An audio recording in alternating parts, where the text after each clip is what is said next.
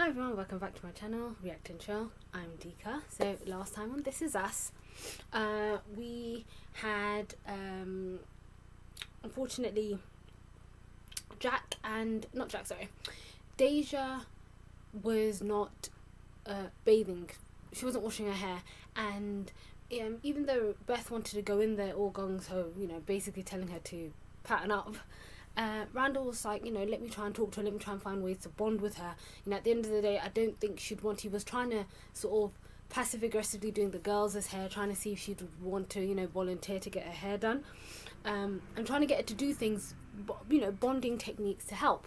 This resulted in them going to the bowling alley where there was a bit of an altercation, which Deja assumed she was going to get told to go home, but that was a good opportunity for her and Beth to sort of bond over hair.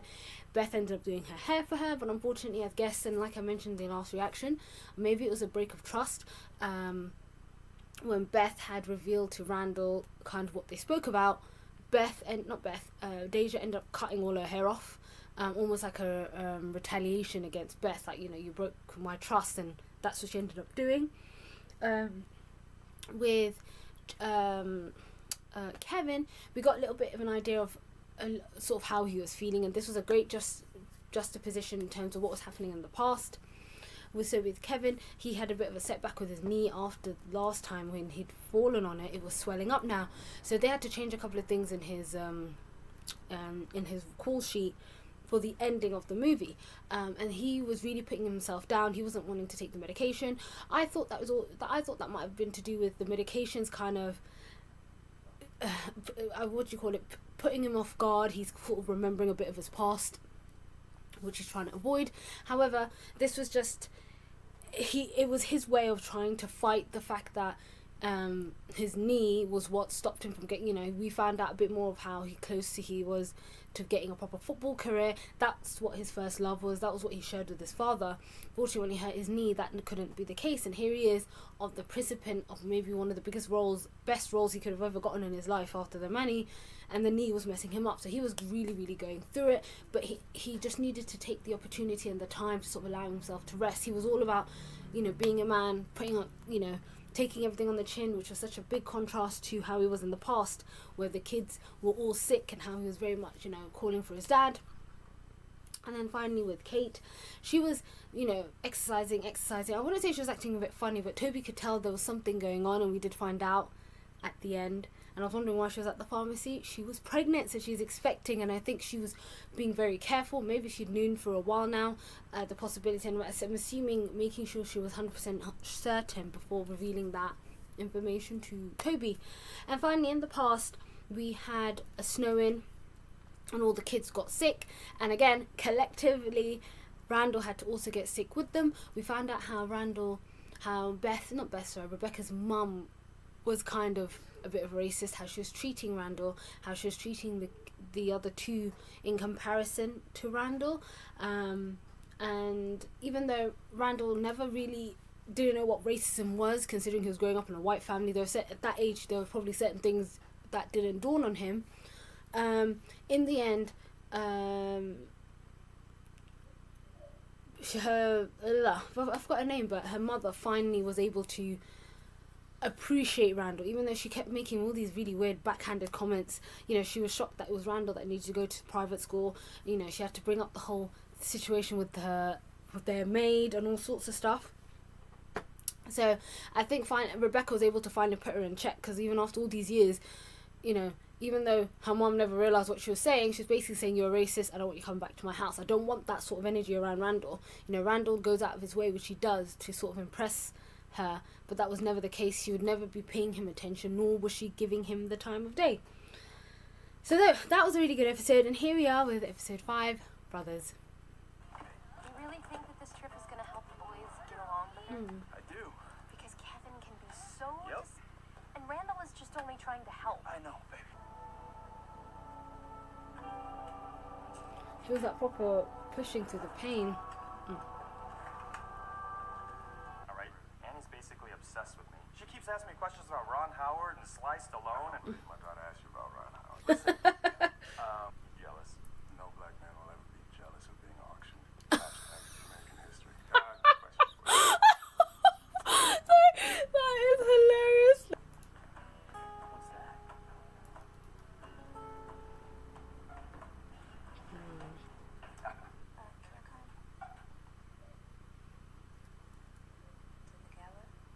Oh. Yeah. Of course. She said she wanted to go. She actually seemed excited about wanting to do something, Beth. We can't just ignore that. What you're ignoring is the fact that she is crushing on Kevin. I'm gonna pretend like I didn't hear that. Smoking hot. Oh my God. In your office? In my office. Oh my god. Stop that! I'm pregnant. Wow. Excuse me? I'm 8 weeks pregnant. And I'm gonna be all... No, don't. Right? Because this might not happen. In fact, it probably won't happen. What? What? Geriatric. Geriatric. It's literally what it's called. And because of my weight, you know? Really? At 37? If you're getting pregnant at 37, it's a geriatric pregnancy? Whatever hopes and dreams that you have about being a dad to yourself, I never ever tell anyone about them, including me, especially me. Pearsons. May I speak with Jack Pearson, please? I'm sorry he's not here. Can I take a message? Tell him that his father, Stanley Pearson, is close to passing. Oh my god. We have so much. Ah! Oh, Dad! Can you help me, please? Oh, he's claustrophobic. Get over here. You should be able to depend on each other more than anyone else, more than anyone else in the world. Look at me. We'll be good to your brother. But I am in New York right now, and I ran out of my prescription for my Vicodin again. It's no big deal. I realized we'd gone through all of the refills. I love it. Huge fan. It's the second ball. Really? Starting a little early. It's just beer. It's a weekend. We wrapped the movie, and I'm Rebecca. Jack's wife. Is there anything that I can do for you? It was nice to finally met you. I'm sorry that it's under these circumstances. Shep, my granddaughter.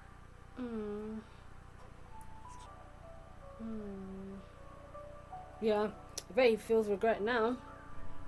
You know, it would be so easy for you to be nice to him.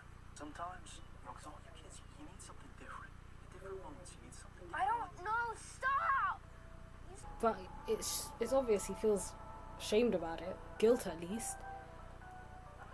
I love your dress. I like your hair. Very, very sort of Halle Berry in Swordfish. I like the Manny. You do? Manny Petty. I thought you were a fan. I've started smoking. Vaping. Actually. You're vaping?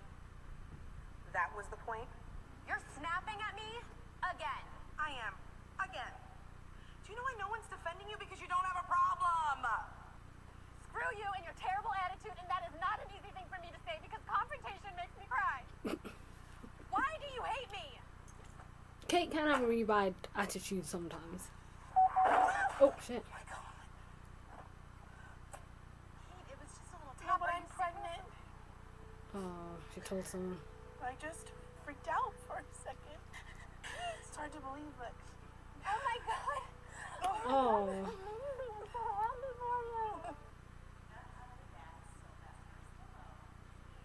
Oh no. Sorry, you don't eat that part. Kevin Pearson, ladies and gentlemen. Right. No, I understand you've already refilled the prescription one more time than you should have, but I don't know why it's that big of a deal. Excuse me. He's definitely... He's getting a problem, and he's sort of losing... He's got to be patient. But I don't like patience. Yeah. Nobody likes patience. You're good with her. You're good with people. I come on too strong. You feel too much. Yeah. And I mean, I try not to feel anything at all. I just, the nursing home where your dad is at called. No, I'm going to stay here with the boys. No, that man's been dead to me for a long time. And being the dad that you are a friggin' miracle. It's true. And I think he tries to be everything his dad was never to him. Well, it takes Takes one to know one, bet. But I did tell her that we were pregnant. What? And? It actually felt good saying it out loud. Really? Aw. And I want you to come with me. Where is Kevin? Shit. Sorry about that. How are you? So, what'd I miss? Him being called up for the auction? Huh? Maybe we don't. You embarrassed me. You embarrassed me in front of my friends Yeah. and coworkers. I'm sorry. I'm sorry, okay? You're right. I'm, For what? no. I never should have agreed to come here tonight, okay? I didn't want to let you down. This is true. He's lying. I'll meet you back at your place, okay? And he's closing up. Can't grab me like that. Second to last home was the worst. That's why he used them on us. Magazines. Because they didn't lose much. This is a good first step. She's able to open up to him a little bit. So you can tell anyone in here. And then we'll never come here again. Anyone in here? Yeah. Okay, do I have to speak in code? 'Cause I don't think you're ready yet. No. Oh my god. How's it going? We're pregnant. Hi there, we're having a baby.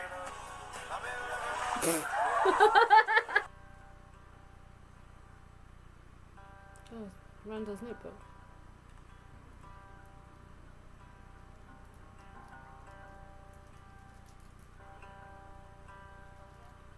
Oh. I think Kevin just needed to get out of his own head. Maybe it was jealousy, and all Randall ever wanted to do was to be Kevin's friend. Just so you know, your son is a great father and provider. You think you screwed him up, but you didn't. You only made him stronger. I've got a feeling him and his dad never went to catch fish.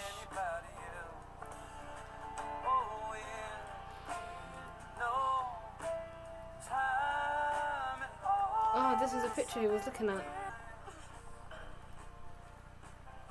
Who finally woke up? Where's Dad? In there.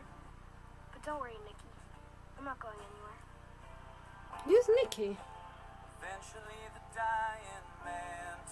I didn't realise he had siblings. Maybe his brother died at war?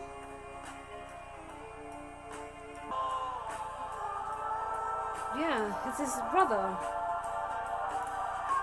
So I wonder what happened to him. That was episode 5. That was a good episode. Again, seeing a lot of stuff that happened in their past coming back to reflect on what's happening now in the present day. So it's kind of nice. We saw Jack wanting to take the boys on a camping trip, and obviously you find out that his own father was dying. We saw that bit, which I don't think he ever did come back. I don't think him and his dad, I think he mentioned that one time that when he got a chance to sit in front of the TV and watch the game with his dad, probably the only time they could do that. Now, we know, obviously from season 1, Randall and Kevin's relationship really didn't improve until well into their adulthood. So clearly there was always issues going on between them the whole time. There's a couple of things that we could see young Kevin was going through, such as he's feeling these things, but you don't have to talk about it. He can't express his disdain or why he felt like that. But like I said, I'm sure he felt some sort of guilt around it. So when he saw the notebook about how Randall feels and how Randall is always incredibly considerate of him and other people. See, Randall already feels like a bit of an outcast because he knows he's adopted, but him going out of his way to make sure he fit in, again, this literally is the core center of Randall. We even see it now, and he explains that how Kevin was always good at being able to just talk to people, adapt, get people to like him. Randall struggled with that his whole life. He didn't have that certain skill that Kevin, he believed, was amazing and made Kevin like that. But something they both said in front of the bathroom, which was hit the nail on the head, Kevin said to Randall, you care too much and you feel too much. You care a lot about what other people think, in the sense, I mean, they both care about what a lot of people think about them, in the sense that Randall does it to fit in. He needs to be the best version or best person in that room to fit in. So people are like, yeah, you're cool, right? Whereas Kevin does it so people could like him. Like, Randall doesn't give a damn if you don't like him. If he's good at what he does, he will demand your respect for him. Whereas Kevin has that sort of complexity where he needs to go out of his way to be liked regardless and no matter what. So Randall, he thinks he comes on a bit too much, whereas trying to be liked, trying to do things that to be good, but that's just how he is. He kind of wears his heart on his sleeve, whereas Kevin bottles everything in. He's not been good to be able to express if something was wrong with him. Randall even asked him, is everything okay? He's experiencing pain. And maybe this was correct, what I said last time about how taking the medication is almost flooding memories and things back. Probably a lot of things that he's suppressed from his childhood. Taking the meds brings that back. At the same time, he can't stand the pain. It's kind of, but to try and block out the pain, which he's not probably seeking physiotherapy for, which he's not talking. He didn't tell Sophie that he's basically struggling right now. He didn't even speak to his brother. He is drinking. He is probably getting a bit too addicted to the Vitakin, but he is drinking. He's going through certain neurotics which are abusing himself. So that's another conversation that we'll definitely be exploring, because it looks like it's just going to get worse. I do like that the first step between Randall and Deja is that how she finally, when he tried to grab the prawn thingy from him, but she was able to tell him, I don't like to be grabbed. She's slowly opening up. So this is a good win. Like, Randall always was trying to make sure things were perfect so P could do the right thing.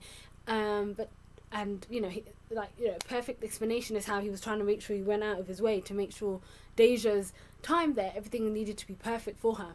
Whereas now Deja's slowly opening up. She told him the reasons to why she doesn't need to be grabbed. She's slowly being able to bring stuff up. The whole time he was telling Kevin, don't comment on her hair, don't do this, because of the whole situation with her hair. But when Kevin did compliment her, he was like, I like your hair. She was appreciative of it. And again, this just goes to show, he even mentioned that, he was being too much, where I guess being full on she didn't like. Whereas coming from, it's again something that would always be in the back of Randall's head. Kevin has a way of having people like him instantaneously, even though he's going through his own shit show. The amount of issues internally Kevin's going through, you don't see that. Whereas with Randall, is all about everything he wears on his sleeves. If he likes something, he wants to get involved in something, wants to do something, he's an open book, and you could see that on him. Whereas Kevin is a different story. And again, I think this is unfortunately going to come back with regards to what we see what's going on here. With Kate, again, the pregnancy, I don't blame her. She assumes that it's going to go to shit. She is worried that everything's going to go to hell, and that's why she doesn't even want to get excited about it. She doesn't want to get Toby excited about it, which is hard for any new parent. But with the altercation with Madison and being able to tell her, I'm glad she was able to feel good about saying it out loud. She's always of the precedent about how things are not going to go well for her and things are going to go shit for her, but I guess getting the opportunity to say to someone outside of her and Toby, and then allowing Toby to tell complete strangers, I guess helped alleviate some of that pressure, because she wants to still enjoy the fact that she's pregnant but not have to deal with gaining that hope, which I guess you will get from people you know rather than people you don't. And finally, I love that end sequence where Rebecca was telling his dad that, you didn't mess him up. Don't think you've messed him up, because he's a phenomenal father. I like that how Jack, I guess he considered it for a second, but I'm assuming maybe that consideration's also down to what we just found out. He had a younger brother, Nicky, which I don't know if he died in the war. I don't know, it might have been other related incidents, but there he was at the back, and then again, being let down by his father, he was like, when he woke up, he was like, is he going to come back? He was like, I don't think so. He's not going to be back for a while, but I'm still here. Like, Jack's always had that fatherly big brother type of role he needed to play, and that obviously transcended to how he looks after his kids, but at the same time he's always had that responsibility. And I'm glad that she did point that out, that his father, the way he treated them, was never a reflection on him and how he treated his family going forward. And I guess maybe that bit at the end where he was up at night was probably more to do with his brother rather than potentially his dad dying. I do really feel like when he said, I'm going to stay here with the boys. It's like, even there were probably other times in his life apart from that time with the worms, and I'm assuming it could also be maybe linked to knowing now that he's got a younger brother. There are other times in his life where his father had let him down, or his father hadn't come back, or he felt like he was betrayed by his dad, and potentially he's at his deathbed. He even said, that man's been dead to me, and like I said, he meant it. Right now, his time is now with his boys, and mending that relationship, making sure that relationship thrives between his sons, rather than running to someone, having to deal with the regrets or the past, or what can he say at this point in the end of his life is just going to change all the shit that you did. Right now, I need to concentrate on something more, which is staying on this trip and making sure my sons get along. So no, that was epic, and I do hope we do find out a bit more about his younger brother and what had happened to him. But that was a good episode, and if you did like this video, don't forget to like, comment and subscribe, and I'll see you guys next time.